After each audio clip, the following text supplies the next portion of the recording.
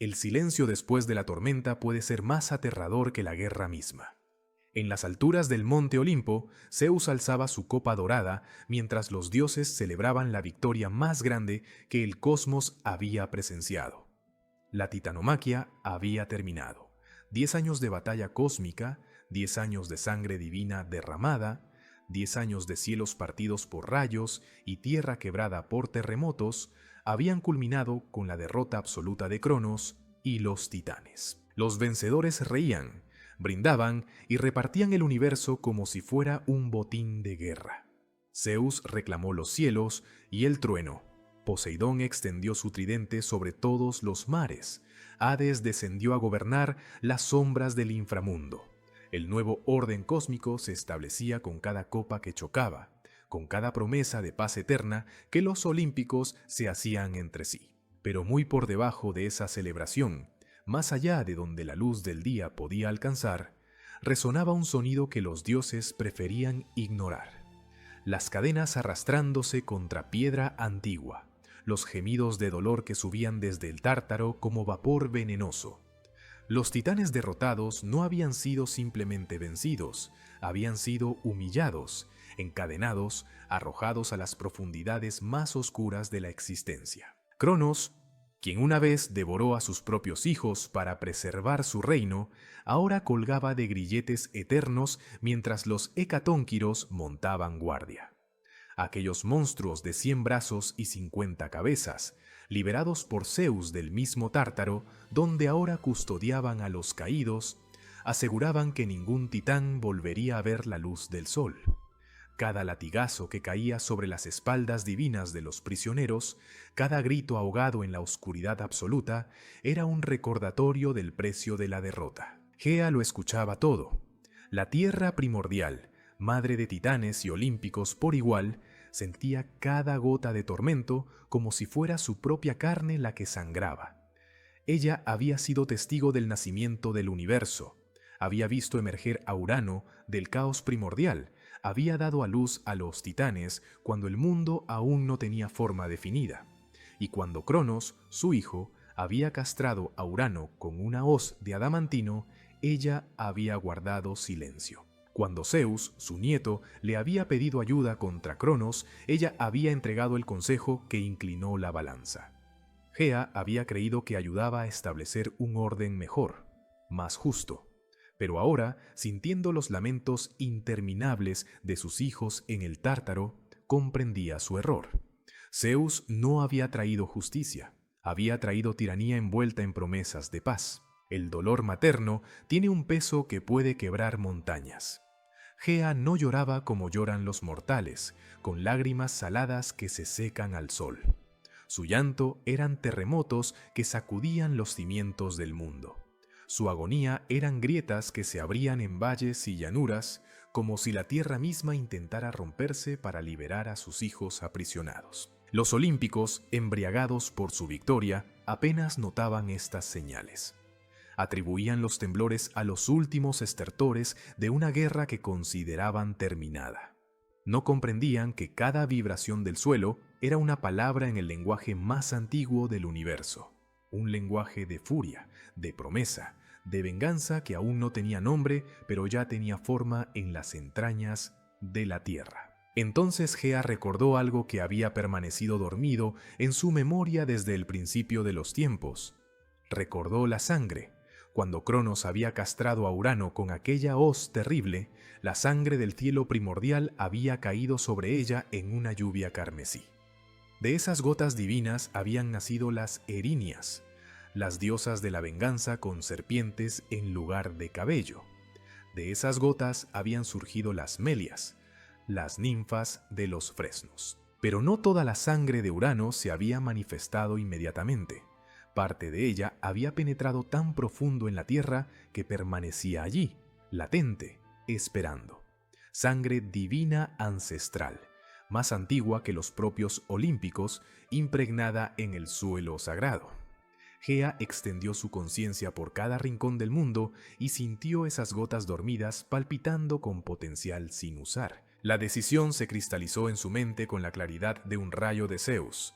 Si los olímpicos habían usado la fuerza para establecer su reino, ella usaría la misma moneda para destruirlo. Si Zeus creía que la guerra había terminado, pronto descubriría que apenas había comenzado. Gea concentró toda su voluntad, todo su poder primordial en aquellas gotas de sangre ancestral. Las llamó desde las profundidades, las despertó de su sueño milenario, las moldeó con propósito y furia. No crearía simples monstruos, no engendraría bestias sin mente que los dioses pudieran derrotar fácilmente. Crearía guerreros. Crearía una generación específicamente diseñada para una única tarea: destruir a los olímpicos y vengar a los titanes encadenados. La tierra comenzó a temblar de una manera diferente. Ya no eran los espasmos de dolor de una madre herida, sino las contracciones de un parto cósmico. En campos de Tracia, en las llanuras de Flegra, en la península de Palene, el suelo se abultaba como si algo masivo pugnara por salir desde abajo. Los mortales que presenciaban estos fenómenos huían aterrorizados, creyendo que el inframundo mismo estaba ascendiendo. Y en cierto sentido, tenían razón. Lo que emergía de la tierra no pertenecía al mundo de los vivos ni al de los muertos. Pertenecía a algo más antiguo, más primordial. Manos del tamaño de casas rompieron la superficie.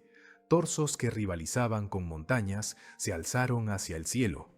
Y donde deberían haber tenido piernas, serpientes colosales se retorcían, manteniéndolos eternamente conectados a su madre tierra. Los gigantes habían nacido. 36 guerreros emergieron rugiendo desafíos al cielo, cada uno más colosal que el anterior. Alcionio fue el primero en tocar completamente la superficie, pisando la tierra de Palene con pies que dejaban cráteres. Su cuerpo era una montaña viviente de músculo y furia, y en el instante en que sus pies tocaron su tierra natal, un poder especial fluyó a través de él. Mientras permaneciera sobre ese suelo sagrado, sería completamente inmortal, invencible a cualquier arma forjada por Dios o mortal. Porfirión emergió después, más grande aún, con ojos que brillaban con inteligencia y ambición.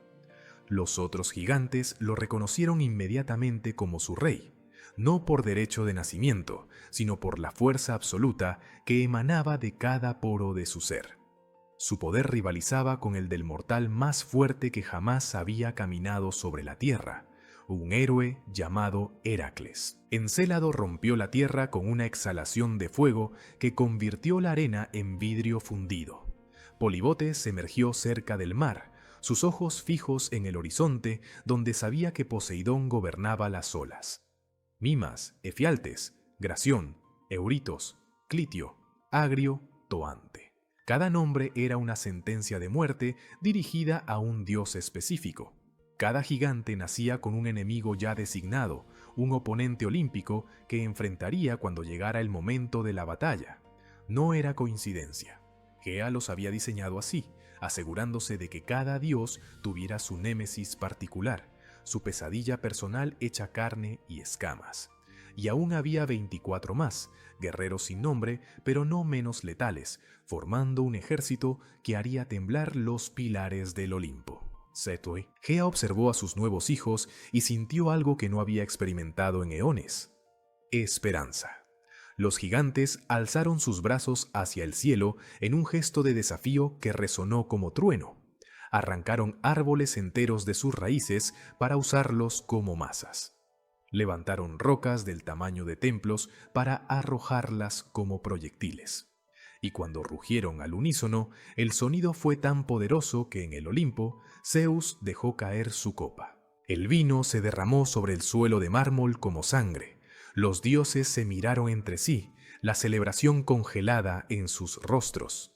Porque incluso desde esa distancia, incluso protegidos por las murallas celestiales de su fortaleza divina, todos sintieron lo mismo: el sabor metálico del miedo. La guerra no había terminado, apenas estaba por comenzar, y esta vez los olímpicos enfrentarían un enemigo nacido del dolor, alimentado por la venganza y diseñado específicamente para destruirlos. La gigantomaquia se avecinaba y nadie, ni siquiera Zeus, con todo su poder, sabía si sobrevivirían a ella. Si disfrutas estas historias del mundo antiguo y quieres que sigamos trayéndote las leyendas más épicas de la mitología, por favor suscríbete al Club Mitológico. Somos un canal nuevo y tu apoyo nos ayuda a seguir creando este contenido para todos ustedes. Ahora, continuemos con esta historia de dioses, gigantes y el destino del universo. Cuando el polvo del nacimiento de los gigantes comenzó a asentarse, el mundo mortal aún no entendía qué acababa de ocurrir. Los campesinos que habían visto campos enteros levantarse como olas de piedra hablaban en susurros de montañas que caminaban. Marineros que navegaban cerca de las costas de Tracia juraban haber visto sombras colosales recortarse contra el horizonte, como si nuevos continentes se hubieran alzado de repente del fondo del mar. Pero si los mortales apenas podían poner palabras a su terror, los dioses sí sabían exactamente qué estaban mirando. No eran terremotos, no eran simples monstruos, eran hijos de Gea, nacidos con un propósito que ningún Olimpo podía ignorar. Desde las alturas del cielo, los dioses observaron a esos seres recién llegados. Cada uno de ellos parecía una blasfemia contra el orden que Zeus creía haber establecido.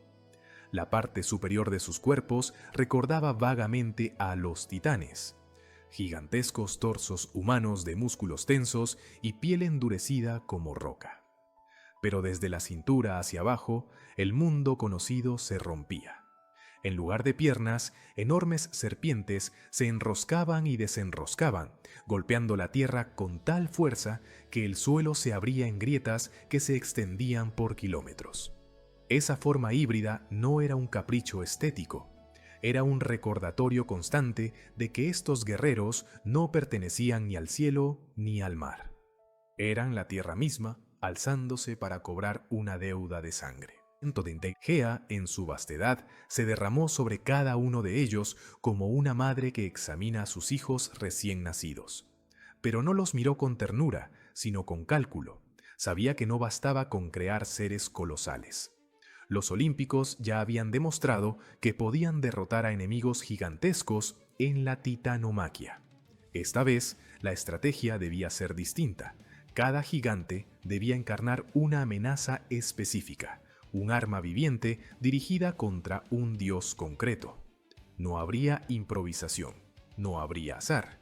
Cada nombre, cada forma, cada rasgo respondía a una intención pensada en las profundidades del Tártaro y alimentada por los gritos de los titanes encadenados. El primero que Gea contempló con especial atención fue Alcioneo. Su cuerpo se alzaba por encima de todos los demás como una montaña coronada por nubes oscuras. Sus ojos eran abismos profundos, sin brillo de compasión ni destello de duda. Pero su verdadero secreto no estaba en lo que se veía, sino en dónde se encontraba. Alcioneo había nacido en Palene, una lengua de tierra que se adentraba en el mar como una lanza. Mientras sus pies tocaran ese suelo, ningún arma, ningún rayo, ninguna lanza divina podría romperlo. La tierra misma le devolvía cualquier herida. Su inmortalidad no era un don caprichoso, era una cuerda invisible que lo unía a su madre en un pacto absoluto. Mientras la tierra lo sostuviera, él no caería. Gea sonrió, porque sabía que incluso el más poderoso de los dioses tendría que entender primero esa regla si pretendía derribarlo. Porfirión fue el siguiente en atraer todas las miradas. No era el más alto ni el más pesado, pero había en él algo que imponía obediencia incluso entre sus hermanos. Su mirada era afilada como una hoja recién forjada, y sus movimientos tenían una seguridad que pocos podían igualar. Si Alcioneo era la muralla inexpugnable, Porfirión era el ariete. Su fuerza rivalizaba con la del héroe más grande que el mundo mortal vería jamás, aunque ese héroe aún no caminaba hacia él. Gea le otorgó una furia que podía encenderse como un incendio en un bosque seco y una ambición que no se detenía ante nada. No sería solo un guerrero, sería un líder, el rey de los gigantes. aquel que levantaría el grito de guerra contra el Olimpo y no descansaría hasta ver caer la última columna del palacio de Zeus. Encélado emergió envuelto en humo. Cada vez que inhalaba, el aire a su alrededor se oscurecía. Cada vez que exhalaba, llamas densas y rojas se derramaban de su boca, como si sus pulmones fueran hornos volcánicos. Su espalda parecía una cordillera llena de cráteres. Donde pisaba, el suelo se agrietaba y del fondo comenzaban a brotar brasas ardientes. Si Porfirión representaba la fuerza bruta y Alcionio la resistencia absoluta, Encélado era la destrucción que no se detiene, el incendio que devora campos, bosques y ciudades sin hacer distinciones. Gea lo imaginó huyendo y siendo perseguido, enterrándose bajo tierra y aún así respirando fuego, convirtiéndose en la explicación eterna de por qué el mundo tiembla y escupe lava. Polibotes nació mirando al mar. Antes incluso de alzarse completamente, ya se había girado hacia el horizonte acuático con un gesto de desprecio. Sus brazos eran largos y poderosos, perfectos para arrancar rocas de los acantilados y lanzarlas como proyectiles sobre las olas. Sus escamas serpentinas tenían reflejos húmedos, como si el propio océano se negara a tocarlo. Gea, que había escuchado durante años el rugido de Poseidón golpeando las costas, decidió que este gigante sería su cazador. Su deber sería perseguir al dios de los mares, acosarlo de isla en isla, convertir las aguas en escenario de una persecución que grabaría en la memoria humana la idea de que los terremotos y las erupciones no son simples caprichos de la naturaleza, sino restos de una guerra antigua. Mimas surgió con el olor a metal quemado. Su piel parecía hierro ennegrecido, como si ya hubiera pasado por las forjas de Hefesto 100 veces y hubiera sobrevivido a cada martillazo. Sus manos eran enormes y estaban hechas para aplastar, pero también para resistir el calor. Gea lo destinó a enfrentar a Hefesto, el dios artesano, el que dominaba el fuego creativo y destructivo de las forjas. Mimas sería la prueba de si la inteligencia técnica de un dios podía someter a la brutalidad concentrada de un gigante construido para aguantar golpes que destruirían cualquier otra cosa.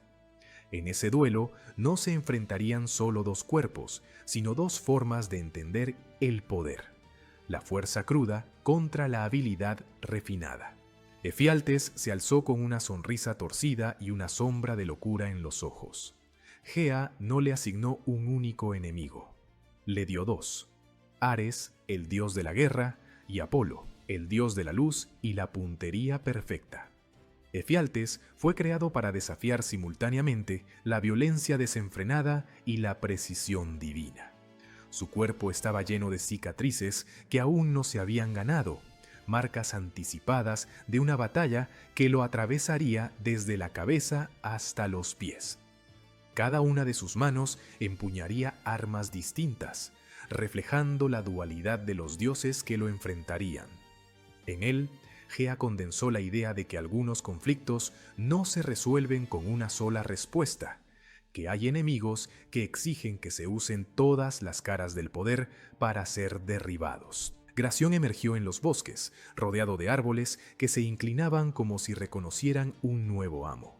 Su mirada era fría y calculadora, sus movimientos silenciosos a pesar de su tamaño colosal.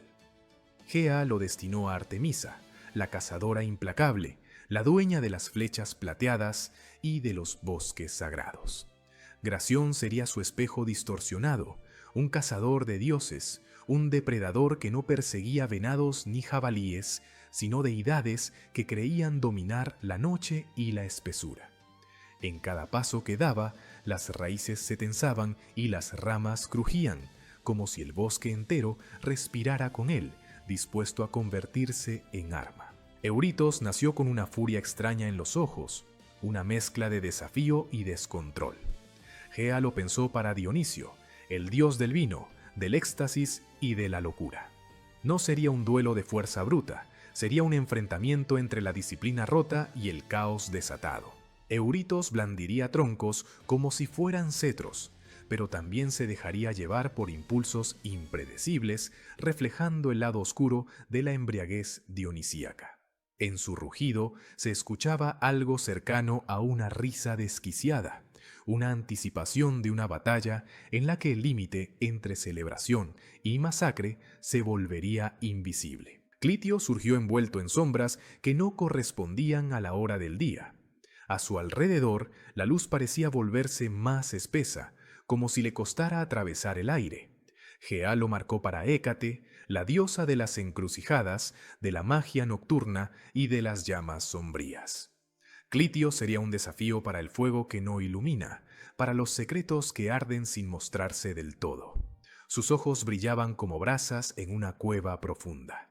Sus manos parecían hechas para sostener antorchas robadas, para devolverle al mundo un fuego diferente, uno que no calienta, solo consume. Agrio y Toante nacieron casi juntos, como si fueran dos aspectos de una misma idea.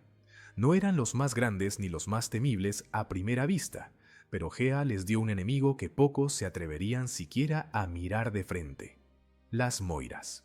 Cloto, Láquesis y Atropos, las tejedoras del destino, aquellas que hilaban, medían y cortaban la vida de dioses y mortales. Agrio y Toante serían la prueba definitiva de si alguien podía levantarse contra el destino mismo.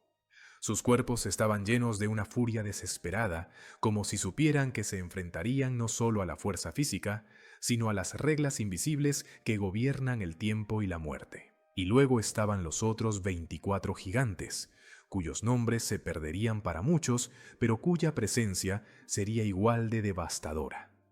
No todos tendrían un duelo legendario cantado por poetas, pero todos formarían parte de un ejército que cubriría la llanura de Flegra como una sombra viva. Cada uno llevaba en sus manos rocas del tamaño de fortalezas y troncos de árboles arrancados de raíz. Cada uno rugía con una voz que hacía vibrar las murallas del Olimpo. Juntos eran la respuesta de Gea a la arrogancia olímpica, un recordatorio de que la Tierra, cuando decide levantarse, no lo hace a medias. Sin embargo, Gea sabía que el tamaño y la fuerza no bastarían. Había visto cómo Zeus y sus aliados derrotaron a los titanes con estrategia, alianzas y armas forjadas para explotar debilidades específicas. Esta vez, los dioses ya estaban advertidos. Esta vez, esperarían un ataque frontal. Por eso, la Tierra Madre decidió añadir una capa más a su plan. En rincones secretos del mundo, allí donde ni siquiera la mirada de Helios llegaba con claridad, comenzó a cultivar algo nuevo. Una hierba especial, un farmacón, nacía en su superficie como una humilde planta sin importancia a ojos mortales, pero cargada con un poder que podía inclinar de nuevo el destino del cosmos. Esa hierba no era alimento ni medicina común. Cuando un gigante la consumiera, su piel se volvería impenetrable a cualquier arma divina. Ningún rayo, ningún tridente, ninguna lanza olímpica podría perforarla. La invulnerabilidad absoluta ante el daño de los dioses sería el escudo definitivo de los hijos de Gea. Como si eso no bastara, la hierba tenía otro efecto: volvía invisibles a los gigantes ante los ojos de los mortales. Los humanos escucharían los temblores, verían las montañas romperse, pero sus ojos no podrían fijarse en las figuras que causaban esa destrucción. Gea quería que esta guerra fuera, sobre todo, entre fuerzas divinas y primordiales, lejos de la comprensión directa de los hombres. Mientras la hierba crecía en la penumbra de valles ocultos y cumbres olvidadas, las moiras tejían sus hilos en silencio. No podían ignorar el desequilibrio que se avecinaba.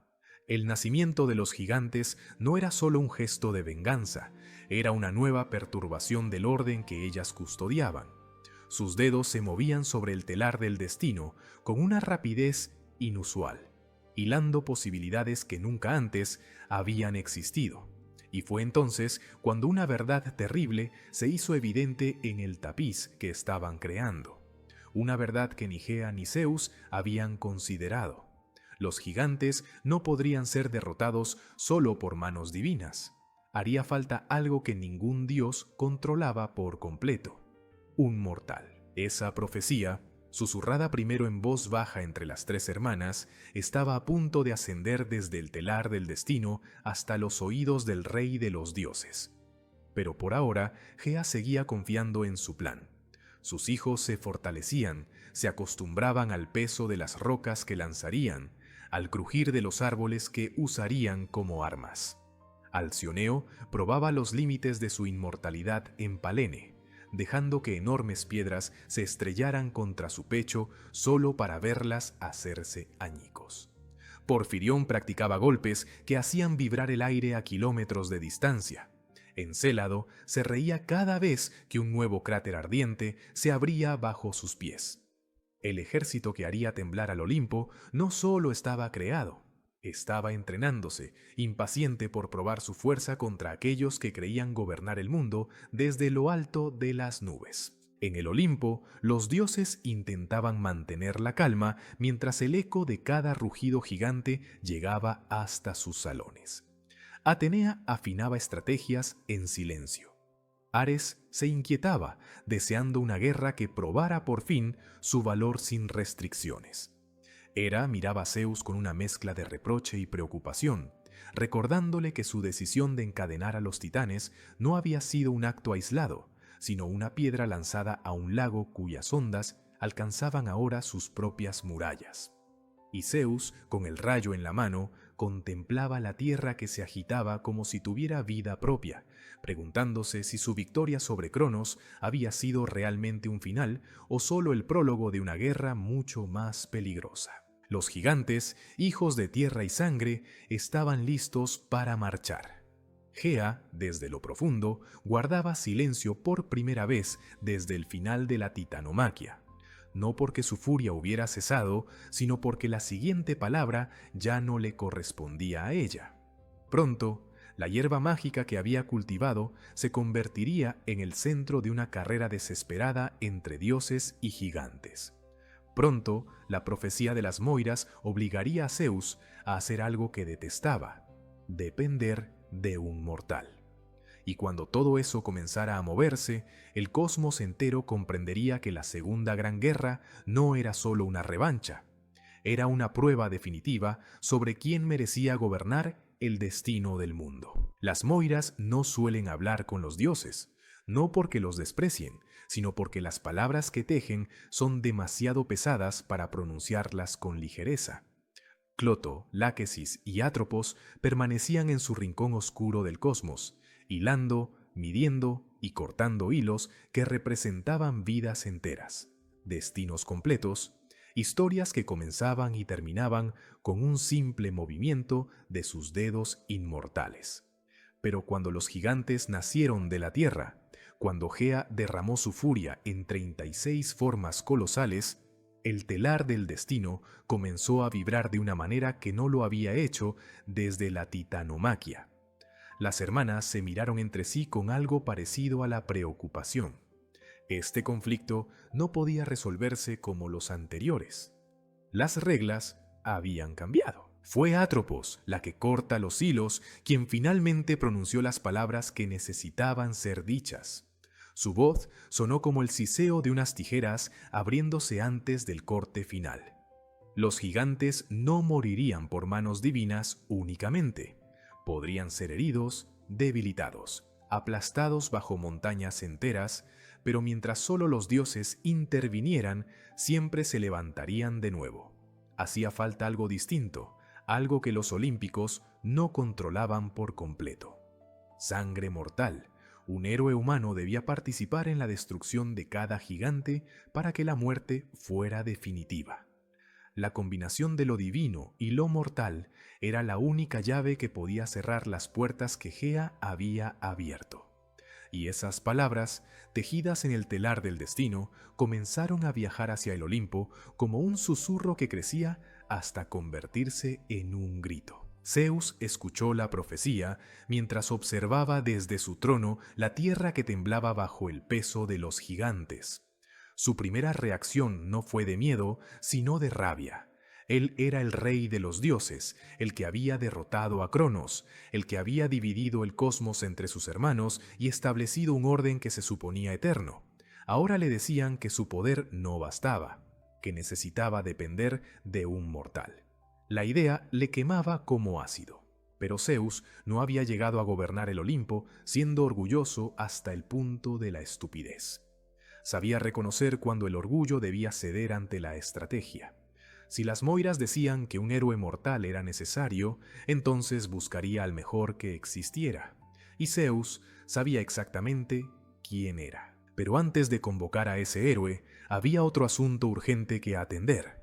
Gea había cultivado una hierba mágica que volvería a los gigantes invulnerables a cualquier ataque divino.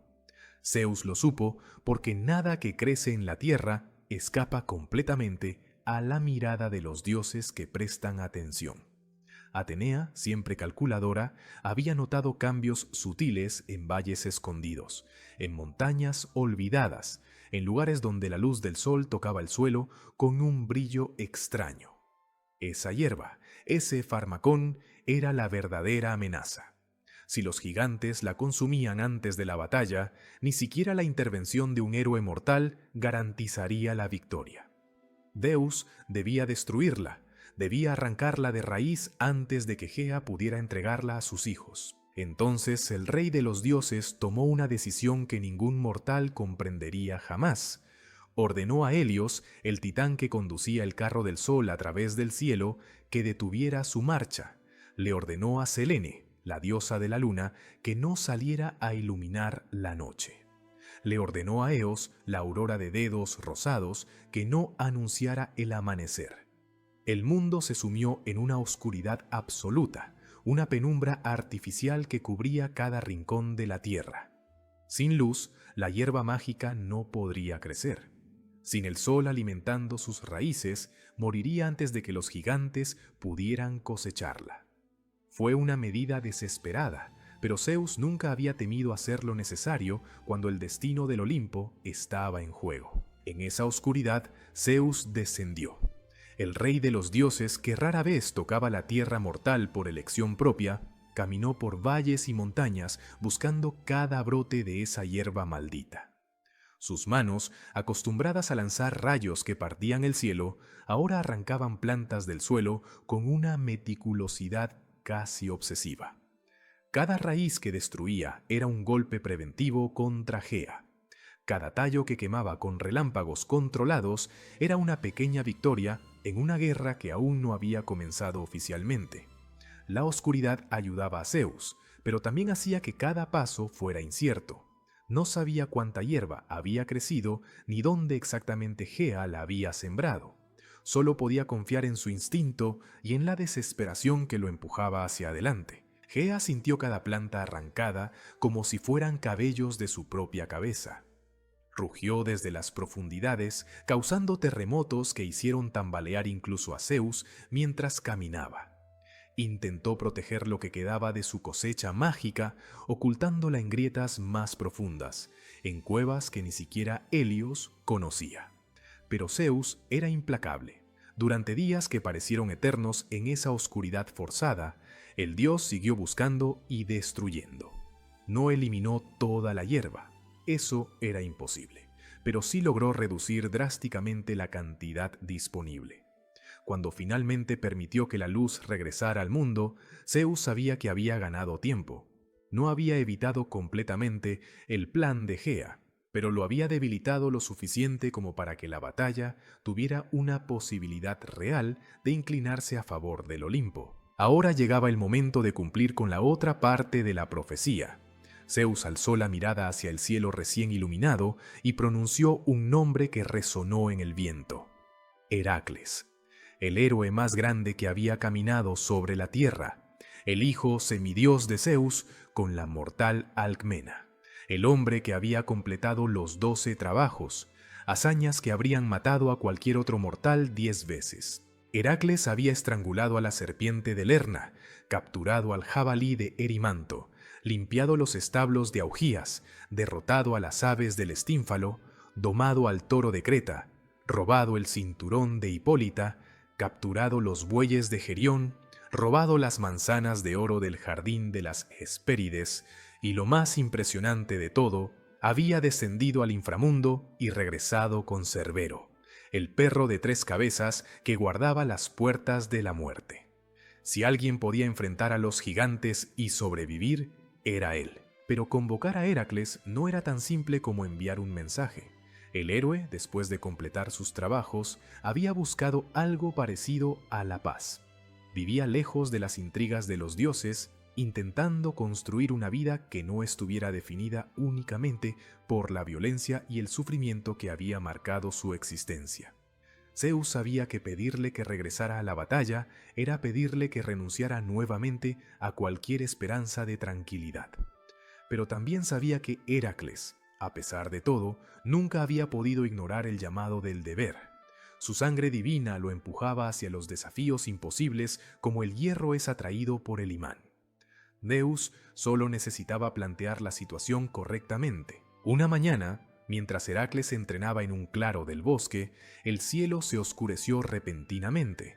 No con nubes de tormenta, sino con una presencia que hacía que el aire mismo se volviera más denso. Zeus apareció, no en su forma completa y aterradora, sino en una manifestación contenida que aún así irradiaba poder. Heracles dejó caer el tronco que estaba levantando y se arrodilló, no por obligación, sino por respeto hacia su Padre Divino. Zeus habló sin rodeos. Le contó sobre el nacimiento de los gigantes, sobre la furia de Gea, sobre la profecía de las Moiras. Le explicó que los dioses no podían ganar solos esta vez. Necesitaban un mortal. Necesitaban al mortal más fuerte que jamás había existido. Necesitaban a Heracles. El héroe escuchó en silencio. Cuando Zeus terminó de hablar, Heracles se levantó lentamente y miró a su padre a los ojos. Durante años había sido usado por los dioses como una herramienta para resolver problemas que ellos mismos habían creado. Hera, la esposa de Zeus, lo había perseguido desde su nacimiento, enviándole serpientes cuando era un bebé, enloqueciendo su mente hasta hacerle matar a su propia familia, obligándolo a realizar los 12 trabajos como penitencia. Y ahora, después de todo eso, se le pedía que arriesgara su vida una vez más. Pero Heracles también entendía algo que pocos mortales comprendían. Los dioses eran imperfectos, egoístas, a veces crueles. Pero si caían, si los gigantes destruían el Olimpo, el caos que seguiría sería peor que cualquier capricho divino. Al menos con Zeus en el trono había cierto orden. Con Gea vengativa gobernando a través de sus monstruosos hijos, no habría orden alguno. Heracles asintió. No con entusiasmo, sino con la resignación de quien sabe que algunos caminos no pueden evitarse. Zeus le entregó entonces un arco nuevo, más fuerte que cualquier otro que hubiera usado antes. Las flechas fueron sumergidas en la sangre venenosa de la hidra de Lerna, la misma bestia que Heracles había matado años atrás como uno de sus 12 trabajos. Ese veneno era letal incluso para seres inmortales en ciertos contextos, y contra los gigantes, vulnerables solo cuando se combinaba el poder divino con el mortal, esas flechas serían la diferencia entre la victoria y la aniquilación. Zeus también le advirtió sobre Alcióneo y su inmortalidad vinculada a la tierra de Palene. Le explicó que cada gigante tenía un dios asignado, pero que sin el tiro final de Heracles, todos ellos se levantarían de nuevo. Antes de partir hacia el campo de batalla, Heracles hizo una pregunta que Zeus no esperaba. ¿Por qué yo? Habían existido otros héroes, otros guerreros poderosos. ¿Por qué específicamente él debía cargar con esta responsabilidad? Zeus guardó silencio por un momento antes de responder. Porque tú has conocido el sufrimiento que ningún dios puede comprender. Has caminado entre mortales y has luchado contra monstruos que fueron creados por caprichos divinos. Conoces ambos mundos. Eres el puente entre lo mortal y lo inmortal, y solo un puente puede unir las dos fuerzas necesarias para ganar esta guerra. Heracles no dijo nada más, simplemente tomó su arco, llenó su carcaj con flechas envenenadas y comenzó a caminar hacia el norte, hacia las llanuras de Flegra, donde el ejército de gigantes ya se preparaba para marchar contra el Olimpo. Mientras Heracles viajaba, Zeus regresó al Olimpo y convocó a todos los dioses. Les habló de la profecía, de la necesidad de coordinarse con el héroe mortal, de la estrategia que debían seguir. Cada dios elegiría un gigante, lo debilitaría con su poder divino, y entonces Heracles daría el golpe final que sellaría la muerte definitiva. No habría espacio para el orgullo individual, no habría lugar para disputas sobre quién merecía más gloria. Esta vez o trabajaban juntos o caerían separados. Atenea afiló su lanza, Ares rugió de anticipación, Poseidón hizo temblar los mares, Apolo tensó la cuerda de su arco, Artemisa acarició sus flechas plateadas, Hefesto encendió las forjas más calientes que jamás había creado. Hera, a pesar de su odio hacia Heracles, comprendió que esta vez su orgullo personal debía quedar de lado. Dionisio dejó su copa de vino y tomó su tirso como un arma. Hécate preparó sus antorchas infernales. Las moiras descendieron de su telar, tomando masas de bronce que nadie sabía que poseían. El Olimpo entero se movilizó. Las armaduras fueron pulidas, las armas bendecidas, las estrategias revisadas una y otra vez. Zeus envió exploradores divinos para observar los movimientos de los gigantes, para contar cuántos eran exactamente, para identificar cuál representaba la mayor amenaza. Los informes regresaban cada vez más alarmantes. Los gigantes no solo eran grandes, eran coordinados. Porfirión los lideraba con una inteligencia táctica que ningún monstruo anterior había demostrado. Alcionio permanecía en Palene, esperando, sabiendo que nadie podía dañarlo mientras pisara esa tierra. Encélado escupía columnas de fuego que alcanzaban las nubes. Polibotes ya había comenzado a lanzar rocas hacia el mar, desafiando a Poseidón a enfrentarlo. La guerra estaba a punto de estallar, y por primera vez desde la caída de los titanes, los dioses no estaban seguros de que ganarían. Heracles llegó finalmente a las cercanías de Flegra. Desde una colina elevada, observó el ejército de gigantes que se extendía por la llanura como una plaga de sombras gigantescas. Eran más de 30, cada uno capaz de arrasar una ciudad entera sin esfuerzo. Heracles apretó su arco y sintió el peso de las flechas en su espalda. No era la primera vez que enfrentaba lo imposible, pero esta vez sabía que no estaba solo. Por encima de él, el cielo comenzó a oscurecerse con la llegada de los olímpicos. Los dioses descendían para la guerra, y Heracles, el héroe mortal que se había convertido en leyenda, se preparó para escribir el capítulo final de su historia. La gigantomaquia estaba por comenzar, y el destino del cosmos pendía de un hilo más delgado que cualquiera de los que las moiras habían tejido antes. La llanura de Flegra amaneció con un silencio extraño, pesado, como si el mundo entero contuviera la respiración. No cantaban los pájaros, no corría el viento entre los árboles, ni siquiera el mar cercano se atrevía a romper con sus olas la tensión que flotaba sobre la tierra. De pronto, el suelo comenzó a temblar con un ritmo que no era el de un simple terremoto, sino el de pasos gigantescos avanzando al unísono. Desde las profundidades de la tierra, desde las fisuras abiertas por la furia de Gea, los gigantes emergieron uno tras otro, formando una línea de guerra que se extendía más allá del horizonte. Sus sombras se proyectaban sobre la llanura como montañas en movimiento, y cada uno llevaba en sus manos rocas y troncos de árboles arrancados de raíz, listos para ser usados como armas. Porfirión avanzó al frente del ejército, alzando un tronco que parecía un pilar de templo. A su lado, Alcionio se movía con la seguridad de quien sabe que no puede morir mientras pise su tierra. Encélado exhalaba columnas de fuego que ennegrecían el cielo. Mimas golpeaba sus manos contra el pecho, produciendo un estruendo que hacía vibrar el aire. Polibotes miraba hacia el mar, como si ya pudiera ver a Poseidón emergiendo para enfrentarlo. A cada paso que daban, el terreno se hundía formando cráteres. La llanura de Flegra, hasta entonces un lugar más del mapa, se convertía en el escenario de la segunda gran guerra del cosmos. Una guerra que decidiría si el Olimpo seguiría en pie o se derrumbaría bajo el peso de estos hijos de la tierra. Entonces el cielo se rasgó, no con lluvia ni rayos dispersos, sino con la llegada coordinada de los dioses olímpicos.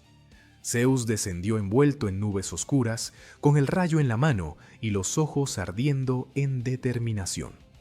Atenea cayó como una estrella, armada con su lanza y su égida, el escudo adornado con la cabeza de Medusa. Ares se dejó caer envuelto en un aura de sangre invisible, blandiendo su lanza y espada. Poseidón emergió desde el mar cercano montado en un carro tirado por hipocampos, haciendo que las olas se levantaran como murallas líquidas. Tras ellos, el resto de los dioses tomó posición, formando una línea frente al ejército de gigantes. Y entre ellos, ligeramente detrás, Heracles ajustó la correa de su arco y comprobó el peso de sus flechas envenenadas. Sabía que, aunque no estuviera en la primera fila, cada uno de esos duelos esperaba su intervención final. No hubo parlamentos, no hubo intentos de negociación.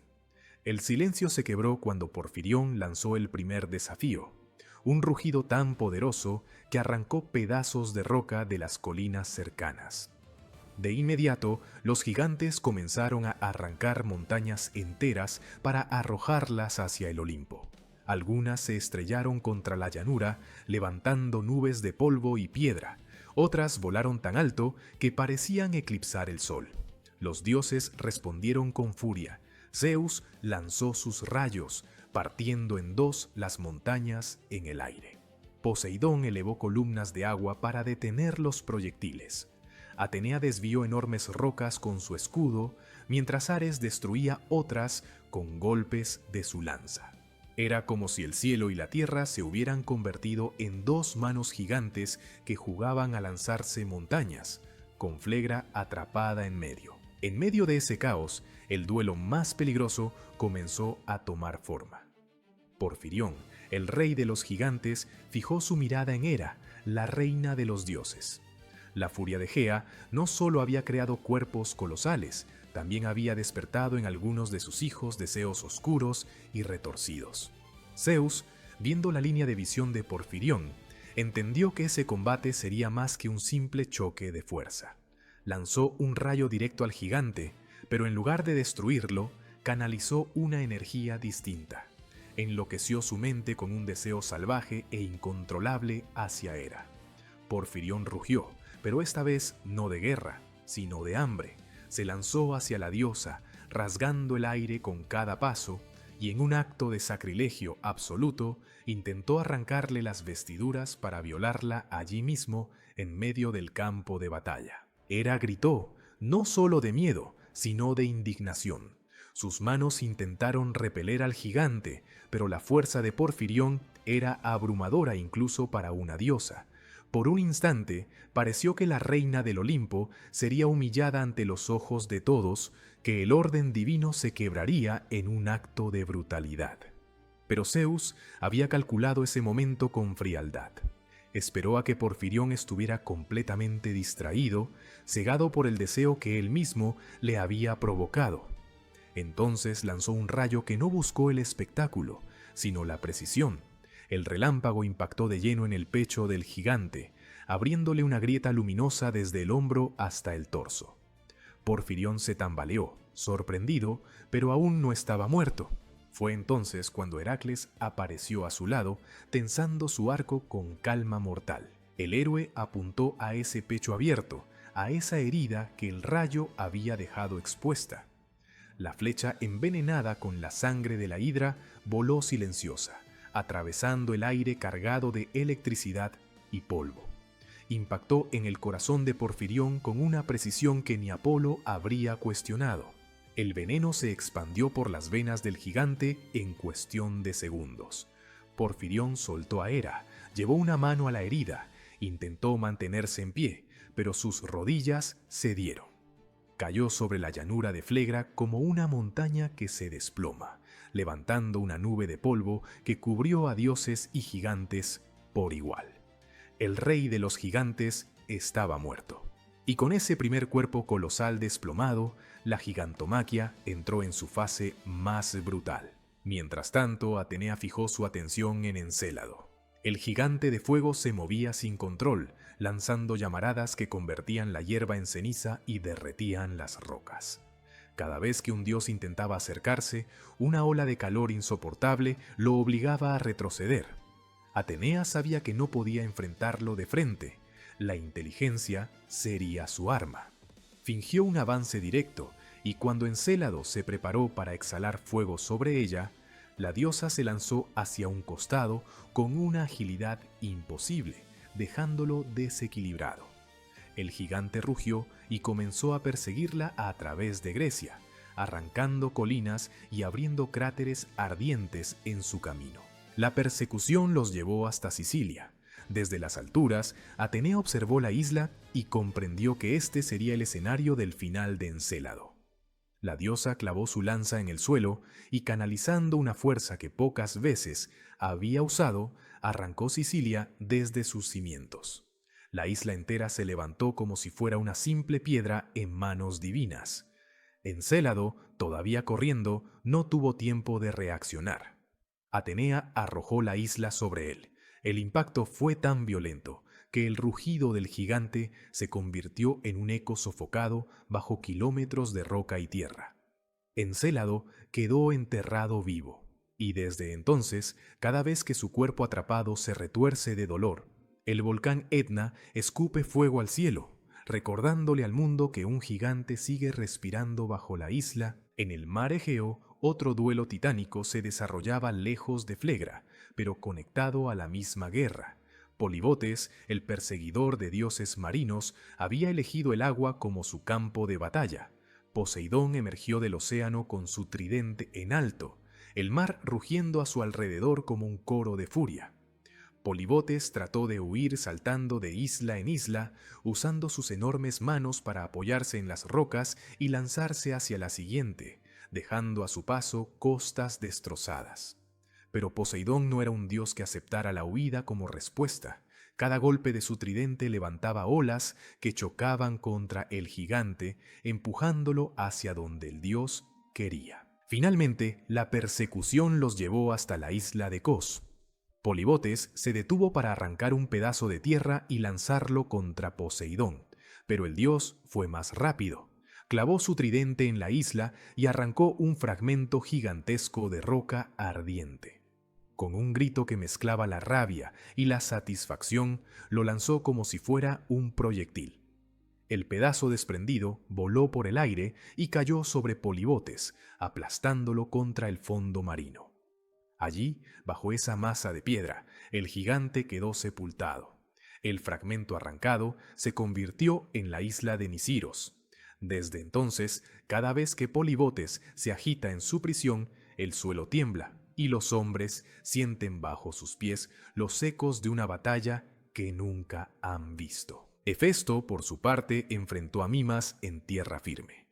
El gigante avanzaba como una colina con piernas serpenteantes, buscando aplastar al dios herrero con la misma brutalidad con la que él moldeaba el metal. Pero Hefesto no era un guerrero impulsivo. Sabía que su fuerza residía en su ingenio. Desde sus forjas había traído vasijas llenas de hierro fundido al rojo vivo. Cuando Mimas se acercó lo suficiente, Hefesto abrió una de esas vasijas y arrojó el contenido sobre la piel del gigante. El metal líquido se pegó a su carne, quemando y endureciendo al mismo tiempo, atrapando sus movimientos como si fuera una segunda piel de fuego congelado. Mimas rugió de dolor, tratando de arrancarse el hierro fundido de los brazos y el pecho. Cada intento solo desgarraba más su carne. Sus movimientos se volvieron torpes, lentos, vulnerables. Fue entonces cuando Heracles intervino de nuevo. Desde una colina cercana, tensó su arco y disparó una flecha envenenada hacia la garganta del gigante. El proyectil atravesó el hierro endurecido y entró en la carne debilitada por el fuego. Mimas, asfixiado por el veneno y el dolor, cayó de rodillas. Un segundo disparo de Heracles se clavó en su corazón. El gigante se desplomó y el estruendo de su caída se mezcló con el crepitar del metal enfriándose sobre su cadáver. En otro frente, Efialtes avanzaba con una sonrisa de locura, blandiendo dos armas distintas en cada mano, preparado para lo que Gea le había prometido. enfrentar no a uno, sino a dos dioses a la vez. Ares cargó contra él primero, su lanza dirigida al pecho del gigante. Efialtes la desvió con una de sus armas y respondió con un golpe que hizo retroceder incluso al dios de la guerra. En ese mismo instante, Apolo apareció a distancia, su arco ya preparado. El dios de la luz sabía que este combate no se ganaría con fuerza bruta, sino con precisión absoluta. Efialtes rugió, levantando la cabeza para burlarse de Ares. Ese gesto le descubrió los ojos justo en el momento en que Apolo soltó la cuerda. Una flecha de luz pura voló hacia el ojo izquierdo del gigante. En perfecta sincronía, Heracles, ubicado en otro punto del campo de batalla, disparó una flecha envenenada hacia el ojo derecho. Las dos flechas llegaron al mismo tiempo, perforando ambos ojos en un impacto sincronizado que no dejaba espacio a reacción alguna.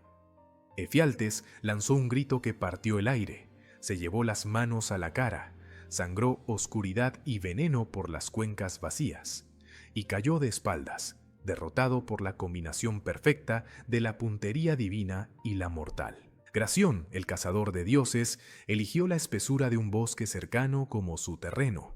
Allí creyó tener ventaja, se movía entre los árboles como una sombra gigantesca, derribando pinos y robles con cada paso.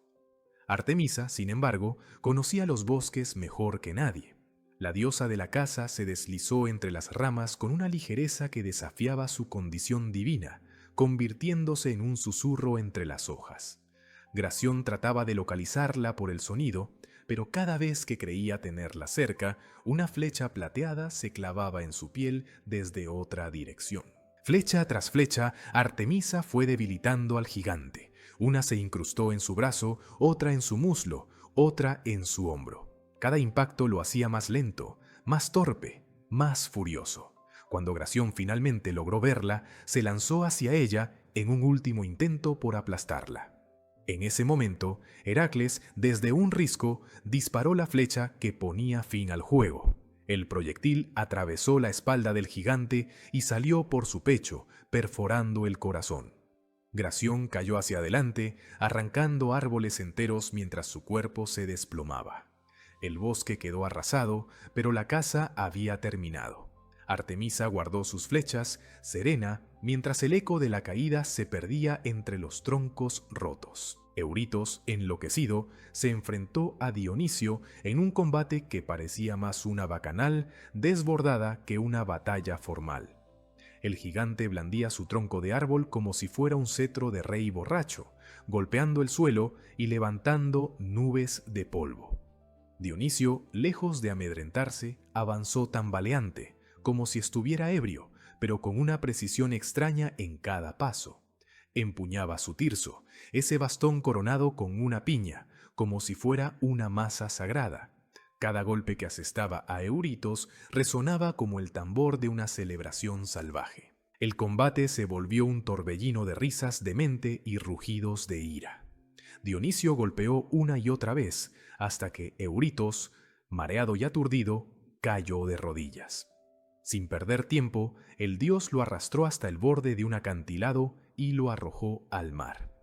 El cuerpo colosal del gigante impactó contra el agua con tal fuerza que las olas se levantaron como muros, cubriendo montañas costeras y devorando playas enteras. Los mortales que vivían cerca de esa costa contarían durante generaciones la historia de una ola imposible que había llegado sin tormenta. Nunca supieron que era el último abrazo del mar a un gigante derrotado. Por toda la llanura de Flegra, escenas similares se repetían. Hécate incineraba a Clitio con sus antorchas infernales hasta reducirlo a un cuerpo carbonizado. Las moiras descendían con sus masas de bronce y pulverizaban a Agrio y Toante como si estuvieran destruyendo su propio desafío. Hades, oculto bajo su casco de invisibilidad, se movía entre las filas de los gigantes como una sombra asesina, clavando su arma en aquellos que nunca vieron venir el golpe. Hermes, veloz como el pensamiento, confundía a su adversario con carreras imposibles antes de asestar el ataque final. Ares se perdía en una masacre interminable, demostrando por qué incluso los dioses temían su furia. La llanura se teñía de sangre y polvo, y el cielo se llenaba de humo y gritos. Pero aún quedaba un nombre que no había sido decidido del todo.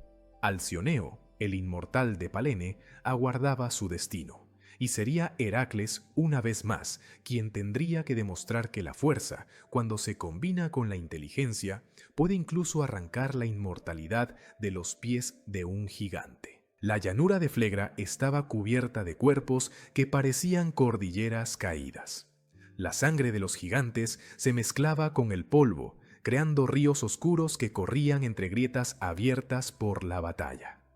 El humo de los incendios provocados por Encélado aún manchaba el horizonte. Los dioses observaban el campo devastado con una mezcla de alivio y agotamiento. Habían derrotado a los principales líderes del ejército de Gea. Habían aplastado a decenas de estos guerreros colosales bajo islas, montañas y océanos. Pero aún quedaba uno. Alcioneo, el más antiguo de los gigantes, el inmortal de Palene, permanecía de pie, observando la masacre de sus hermanos con ojos que no mostraban miedo, solo desafío. Heracles se acercó a él con el arco todavía tenso. El héroe había disparado flechas envenenadas contra docenas de gigantes. Había sido el golpe final que había sellado cada muerte definitiva. Pero algo en Alcioneo era diferente. El gigante no se movía con la furia ciega de Porfirión ni con la desesperación de Encélado huyendo. Se mantenía firme sobre su tierra natal, los pies hundiéndose ligeramente en el suelo de Palene, como si estuviera enraizado en la propia esencia del mundo. Heracles disparó una flecha directa al pecho del gigante. El proyectil voló silbando, cargado con el veneno de la hidra, y se clavó exactamente donde debía, en el corazón de Alcioneo. El gigante se tambaleó, cayó de rodillas, y los dioses comenzaron a celebrar. Pero entonces sucedió algo que heló la sangre incluso de Zeus. Alcioneo tocó el suelo con las manos como si rezara a la tierra misma. La herida en su pecho comenzó a cerrarse. El veneno fue expulsado de su cuerpo como si nunca hubiera entrado. Sus músculos se tensaron de nuevo, sus ojos recuperaron el brillo y con un rugido que sacudió las montañas cercanas, Alcioneo se puso de pie completamente recuperado.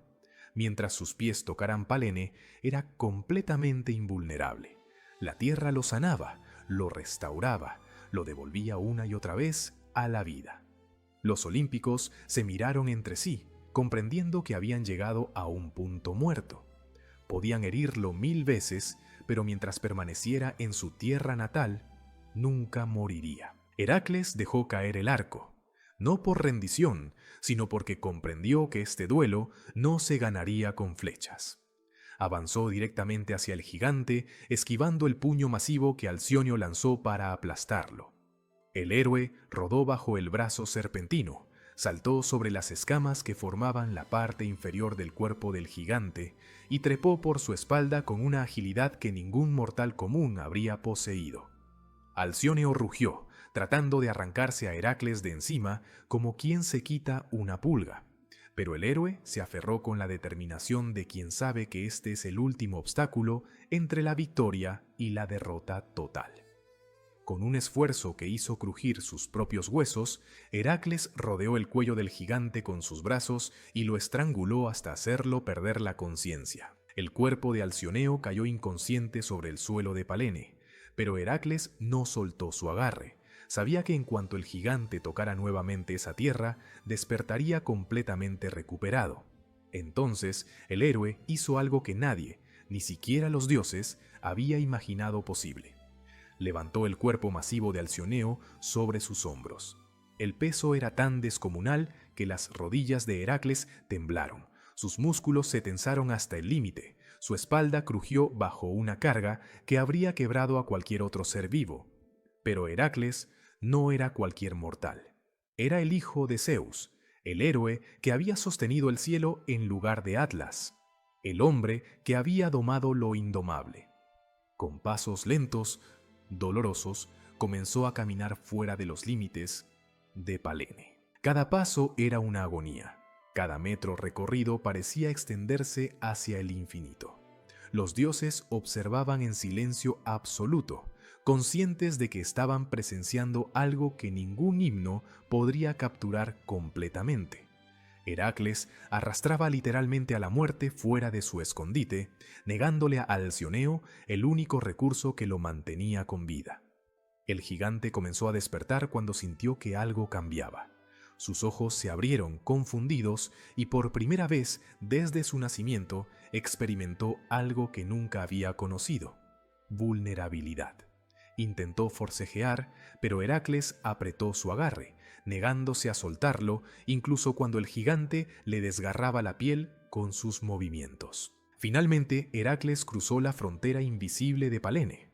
El instante en que los pies de Alcioneo dejaron de tocar su tierra natal, todo cambió. La conexión con Gea se rompió como una cuerda cortada. La inmortalidad desapareció. El cuerpo del gigante dejó de ser una fortaleza inquebrantable y se convirtió en simple carne vulnerable. Heracles soltó el cuerpo y Alcioneo cayó sobre tierra extranjera, tratando de levantarse, de regresar a Palene, pero ya era demasiado tarde. El héroe tomó su arco, cargó una última flecha envenenada y disparó al corazón expuesto del gigante. Esta vez, cuando Alcioneo cayó, no se levantó. Su cuerpo se enfrió, sus ojos se apagaron y el más antiguo de los gigantes se convirtió en nada más que un cadáver monumental. Con la muerte de Alcioneo, los últimos gigantes menores que aún luchaban perdieron toda esperanza. Los dioses, revitalizados por la caída del Invencible, barrieron a los restantes con una eficiencia brutal. Ares atravesó a 3 con una sola embestida. Atenea coordinó un ataque conjunto que aplastó a 2 más bajo escudos divinos. Poseidón levantó una ola tan alta que se tragó a los que intentaban huir hacia el mar. En cuestión de minutos, el campo de batalla quedó silencioso. 36 gigantes habían marchado contra el Olimpo. 36 cuerpos colosales yacían ahora dispersos por toda Grecia, enterrados bajo islas, aplastados bajo montañas, ahogados en océanos profundos. La gigantomaquia había terminado. Los olímpicos habían ganado. Pero mientras los dioses celebraban limpiando sus armas y curando sus heridas menores, Gea sentía cada muerte como un cuchillo clavándose en su propia carne. Había visto caer a sus hijos titanes encadenados en el Tártaro.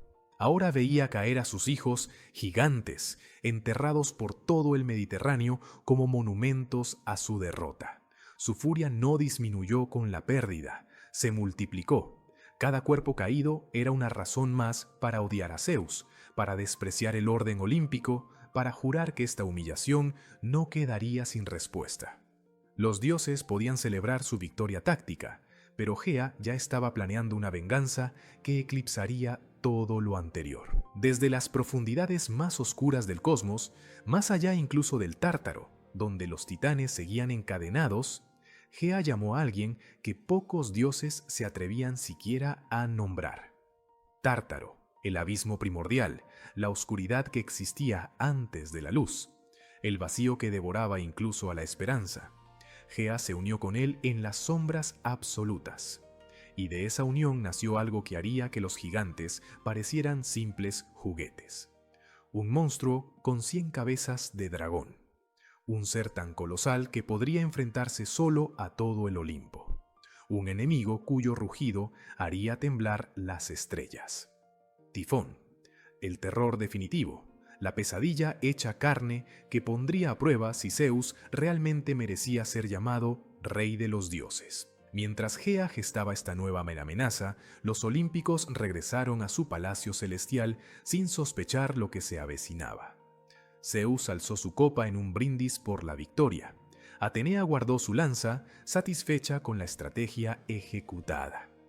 Poseidón regresó al mar, dejando que las olas cubrieran los cuerpos de los gigantes ahogados. Heracles, agotado hasta el límite de lo humano, se despidió de los dioses y descendió a la tierra mortal. Había cumplido su parte, Había sido el puente entre lo divino y lo mortal que la profecía exigía. Ahora solo deseaba descansar, aunque en el fondo sabía que héroes como él rara vez encontraban paz verdadera. Pero la paz que Zeus creía haber asegurado era una ilusión. Cada volcán que erupcionaba en el Mediterráneo era un recordatorio de que bajo esas islas los gigantes seguían retorciéndose en sus tumbas. Encélado respiraba fuego bajo Sicilia, haciendo que el Etna escupiera lava cuando su dolor se volvía insoportable. Polibote se agitaba bajo Nisiros, causando terremotos que los hombres atribuirían a castigos divinos sin entender que eran los estertores de un guerrero derrotado. Cada temblor de tierra, cada erupción volcánica era una carta de Gea a Zeus. Esto no ha terminado. Esto nunca terminará mientras yo exista. La gigantomaquia se cerró oficialmente como una victoria olímpica. Los poetas cantarían sobre los dioses que habían derrotado a los monstruos de la tierra. Los templos se llenarían de sacrificios agradeciendo a Zeus por proteger el orden cósmico. Pero en las sombras, en los rincones donde ni siquiera la luz de Helios llegaba, algo nuevo estaba naciendo. Algo que no necesitaría ejércitos. Algo que no dependería de la coordinación de 36 guerreros. Tifón sería la respuesta individual y absoluta de Gea, un monstruo diseñado para enfrentar a Zeus en combate singular y demostrar que el rey de los dioses no era invencible. Los olímpicos habían derrotado 2 generaciones consecutivas de enemigos. Primero los titanes, luego los gigantes. Eso les daba una confianza peligrosa, la creencia de que su supremacía era inevitable. Pero Gea entendía algo que ellos aún no habían comprendido. Cada victoria los endurecía, pero también los volvía predecibles. Zeus había usado la misma estrategia 2 veces. Fuerza bruta, alianzas entre dioses y, cuando era necesario, ayuda externa. La próxima vez, Gea no le daría opciones múltiples. Tifón sería tan poderoso que no habría estrategia posible, solo supervivencia o extinción. Desde el monte Olimpo, Zeus observaba el horizonte con una copa en la mano, creyendo que había asegurado su reino para siempre. No sabía que en las profundidades de la tierra, algo con 100 bocas ya estaba aprendiendo a rugir. No sabía que su próxima guerra no sería contra un ejército, sino contra una fuerza de la naturaleza concentrada en una sola forma. No sabía que Gea, lejos de rendirse, había aprendido la lección más peligrosa. Si quieres matar al rey de los dioses, no envíes un ejército. Envía al apocalipsis. La gigantomaquia había terminado, pero su verdadero legado no era la victoria de los olímpicos. Era la escalada interminable de la violencia cósmica. Cada derrota de Gea la empujaba a crear enemigos más letales. Cada victoria de Zeus lo acercaba al momento en que finalmente enfrentaría algo que ni siquiera su rayo podría destruir. El cosmos había entrado en un ciclo que solo podía terminar de 2 formas: con la aniquilación total de uno de los bandos o con un acuerdo que ninguno de los dos parecía dispuesto a considerar. Y mientras los dioses celebraban y los mortales reconstruían sus ciudades devastadas, la tierra misma temblaba con anticipación, porque sabía que pronto, muy pronto, llegaría Tifón, y cuando llegara, incluso Zeus dudaría. Si has llegado hasta aquí, si has seguido esta historia desde el nacimiento de los gigantes hasta su caída definitiva, gracias por acompañarnos en este viaje por la mitología griega. Suscríbete al Club Mitológico para no perderte la próxima historia, la Tifonomaquia, donde verás cómo Zeus enfrentó el desafío más grande de su vida, porque cada leyenda que contamos aquí no es solo un relato del pasado, es un recordatorio de que el poder siempre tiene un precio, y que ninguna victoria es definitiva cuando la venganza aún respira en las sombras.